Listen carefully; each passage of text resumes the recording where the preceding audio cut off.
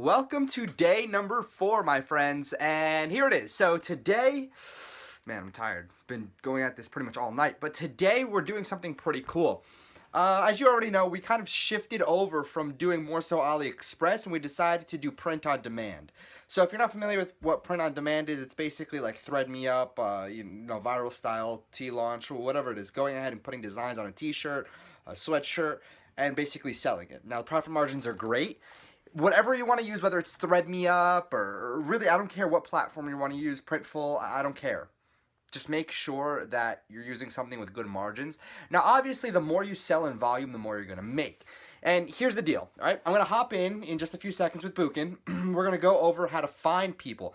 Now, there's two things I want to talk about today. Number one is how around 90% of people going through every single day, this is where 90% of people will drop off. And number two, to come and join our private Facebook group that we set up for you to go ahead throughout all the days.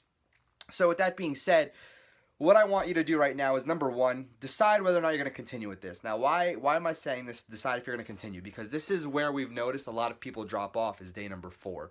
And I ran this internally a little bit to my list already, to a very, very small segment, and it was around like 90 something people. And I noticed out of the 90 something people, around 90% stopped at this very day. And the reason being is because you're actually going to be working with a virtual assistant, all right? Not so much a VA, but more so a designer. And it's not expensive, all right? It's not that expensive. You might want to set aside like 30, 40 bucks to do this. And with 30, 40 bucks, you can perhaps maybe get 2, 3 different variations of a certain design. These designs don't need to be complex, okay? So it really depends on what you work out with your designer. And why a lot of people quit is because of the fact that they actually have to go out and work with the designer and go and hire one and vet them. And a lot of people don't want to do that. So essentially, this is a make or break point for people who want to make money and those who are just kind of like, I sort of want to make money, sort of want to make this work. This is the breaking point. Today is the breaking point, and I'm super excited for the 10% of you that stay because, well, simply put, day 5, 6, 7, and onward is going to be super profitable for you. So, with that being said, this is a 90% drop off video, and I'm happy to say that. All right, it's not like I'm upset that 90% of people. No, I mean, look, it happens. People give up easily, and for those 10% that stay, good for you. You're gonna be learning a lot. You're gonna be making a lot of money. Just follow along.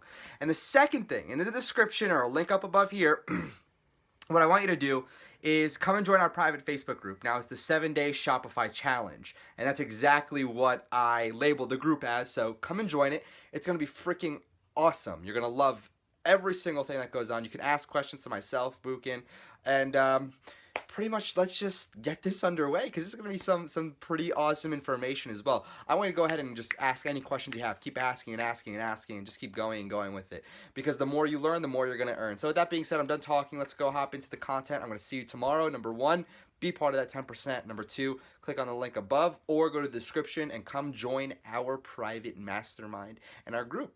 All right, so with that being said, I look forward to seeing you very soon. I'll catch you in just a few minutes. So today we're talking about product sourcing for our Shopify store, okay? And now actually instead of product sourcing, because we're not going to be drop shipping from AliExpress, we're going to do design sourcing. Okay, so I'm going to teach you how to find a designer and how to actually get a design commissioned. So if you remember, we went into, we did product research, right? So we found that the cooking niche is a very good the cooking and chef niche is a very good and passionate niche. Now, what we want to do then is take this passionate niche that we found and combine it with the second passionate niche. And I already know for a fact that dogs and just pets in general are already a passionate niche. So what I'm going to do is I'm going to combine the chef niche and the dog niches together to form one design that I know will sell tremendously. Okay, so we're going to go into this website called Upwork, and what Upwork is it's a database, not a database, it's like an Amazon for VAs, for virtual assistants, for people who you can hire for quick tasks. So here's what we're going to do. We're going to go ahead and post a job. Now, as soon as you get into Upwork and as soon as you sign up for an account, it will give you the option to post a job, right? So you just click this right here and you'll be given the option to type everything out. Now, pay attention to this part right here because I'm going to show you a little known trick that I use to kind of to sort out between the good applicants and the people who are just applying that apply with every single job. I don't want the people that send out 1 million resumes a day. I want those passionate people that take their time and actually go through Upwork and go through each and every single listing and see if that one meets their criteria. Okay, so really quick, we're going to go into t-shirt designer needed, right? And this is a job that I posted previously just to find a t-shirt designer for another project. So let's look at my job listing first. Okay, so we're going to look at the posting, and I'm going to show you a trick that I use to again weave out the uninterested and the unprofessional parties. Okay, so I'll start my thing like this. I'll go answer this first. IQ test. What is 13 minus 3? Now this is a very, very easy answer. Ooh, I got a bad review. Oh, we have to see about that. Okay, so we have this IQ test, right? 13 minus 3. That seems like a very, very simple answer. It's obviously 10, right? Okay, but hold on. So I go, I'm looking for a skilled designer. We'll pay between $10 to $30 per design, per individual design, and around $5 to $10 per bulk design order. So I'm looking for a permanent designer for my clothing brand so this work will continue. Designers should be proficient in Photoshop and Illustrator as well as other Adobe platforms. Designers should also be able to make custom typography designs based off ideas and mock-ups. Please make sure to attach your portfolio, especially anything with typography work. And then I go answer IQ question with 39, right? So if someone just saw this and they're like, okay, well, they're trying to trick me, they're trying to see if I read this, I'm just going to answer this with 10. But I want to make sure they read through my whole listing and then finally came and saw this and then answered my question with 39. Okay? So right here you can see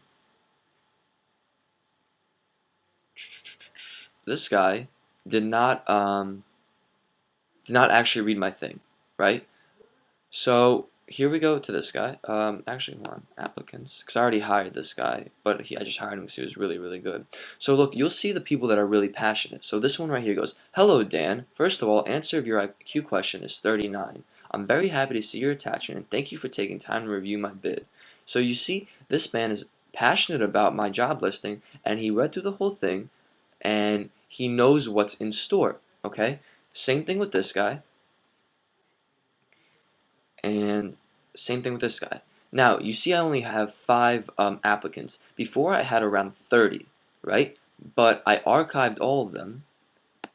Because a lot of them, or I guess I archived 3 of them and then I just I declined or dismissed or whatever, a bunch of other ones. But the reason I did this is because, again, they were either A, underqualified, or B, they didn't answer my IQ question, meaning they didn't read through my entire thing. And actually, I think this is the wrong job listing I'm looking at, because I guess I didn't get that many applications, but I did on a different one.